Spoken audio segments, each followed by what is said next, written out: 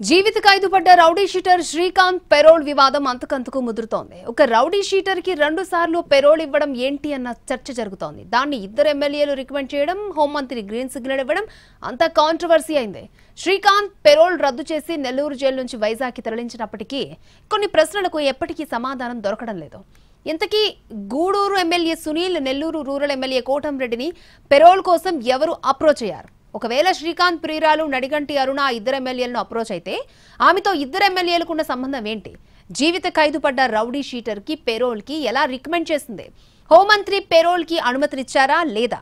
Rowdy sheeter payroll కి తెర వెనుక నుంచి సహకరించిన ఆ పోలీస్ అధికారులు ఎవరు? రౌడీ షీటర్ పెరోల్ వెనుక ఎవరి వ్యక్తిగత ప్రయోజనాలు ఉన్నాయి?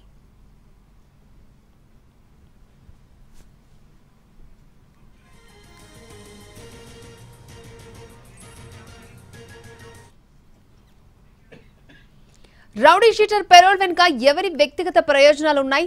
ఏ పని మీద రౌడీ షీటర్ బయటకు వచ్చాడు? ఇప్పుడు ప్రభుత్వంలో పోలీస్ డిపార్ట్మెంట్ లో ఇదే చర్చ నడుస్తోంది. ఈ వ్యవహారంపై ముందు ఎవరు మాట్లాడొద్దని ఎంత కట్టడి చేసినా చర్చ మాత్రం ఆగడం లేదు.